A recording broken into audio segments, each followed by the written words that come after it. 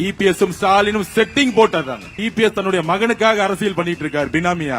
இவர் தன்னுடைய மகன் முதலமைச்சரா வரணுங்கிறதுக்காக அரசியல் பண்ணிட்டு இருக்காங்க. அவ்வளவுதான் அரசியல். அப்படி எதிர்க்க முடியாத ஒரு மு.க. ஸ்டாலின் அவர்களை மக்கள் செல்வாக்கால், மக்கள் சக்தியால் மதுரையில் உருவாக்கப்பட்ட மாநாடு, திருவாரூரில் ஏற்பட்ட மக்களுடைய சந்திப்பு இந்த குடும்பத்தை தூங்குவிடாமல் செய்தது. இதுதான் உண்மை.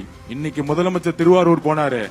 அவரோட சொந்த அப்பா தொகுதி, பிறந்த ஊரு. எத்தனை பேர் வந்து பார்த்தாங்க? ரோட்ல ஃப்ரீயா போயிட்டு இருக்காரு. ஆனா அவருக்கு 2000 பேர் காவல்துறை பாதுகாப்பு கொடுத்துட்டு இருக்காங்க. 234 வேட்பாளர்களுக்கும் சரிசமமான பாதுகாப்பு கொடுக்கணும் சொன்னது இன்னைக்கு அர்ச்சனா பட்நாயக் மேடம் அவர்கள், சீஃப் எலெக்ஷன் கமிஷன். அது ஏன் மு.க. ஸ்டாலின் அவர்களுக்கு தனிப்பட்ட பாதுகாப்பு? மக்கள் வராத இடத்துல 2000 பேர் பாதுகாப்பு. நேற்று கொளத்தூர்ல திரு மு.க. ஸ்டாலின் அவர்கள் நாமினேஷன் முடிஞ்ச பிறகு வண்டி மேல ஏறி நின்னு ரோட் ஷோ பண்ணலாம். ஆனா நம்ம தலைவர் வண்டி மேல ஏறி நின்னு கையெடுத்து கும்பிட்டு மக்களை பாத்திர கூடாது. ஏன்னா நமக்கு அலோடு கிடையாது. இன்னைக்கு உதயநிதி அவர்கள் ரோட் ஷோ பண்ணலாம் 10 கிலோமீட்டருக்கு கேண்டிடேட்டை கூட்டிட்டு. ஆனா நம்ம தலைவர் ரோட் ஷோ பண்றதுக்கு மேல அதுக்கு பர்மிஷன் கிடையாது. தமிழக மக்களே, சகோதர சகோதரிகளே, இந்த உண்மையை புரிந்து கொள்ளுங்கள். எவ்வளவு கொடூரமானவர்கள் இந்த திமுக குடும்பம். இந்த திமுக குடும்பத்தை எதிர்த்து நின்று வென்றவர்கள் 2 பேர் தான் இந்த 50 வருஷத்து வரலாற்றுல. ஒன்று மக்கள் திலகம் எம்ஜிஆர் அவர்கள், இன்னொன்று சட்டசபையில் தன்னுடைய சேலையை கிழித்தெறிந்தாலும் வெற்றி பெற்று முன்னாடி நின்று வெற்றி காட்டிய புரட்சி தலைவி அம்மா அவர்கள். ஆனால் அதற்கு அப்புறம் அவர்களை எதிர்க்கக்கூடியவர்கள் எல்லோரையும் ஒன்று வீழ்த்திருப்பார்கள், இல்ல பணி வைத்திருப்பாங்க.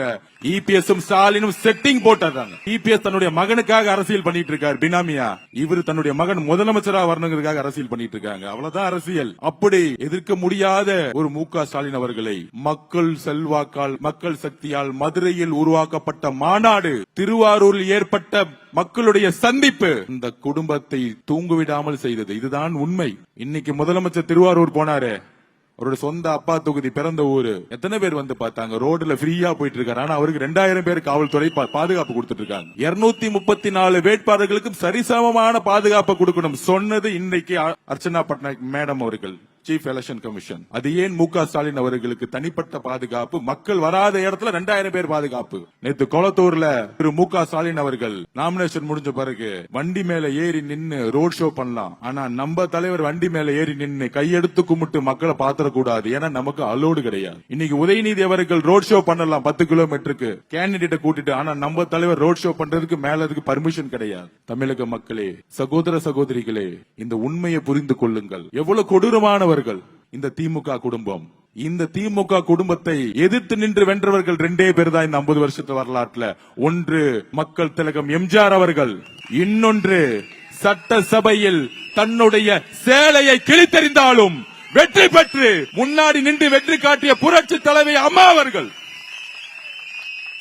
ஆனால் அதற்கு அப்புறம் அவர்களை எதிர்க்கக்கூடியவர்கள் எல்லோரையும் ஒன்று வீழ்த்திருப்பார்கள், இல்ல பணி வைத்திருப்பாங்க.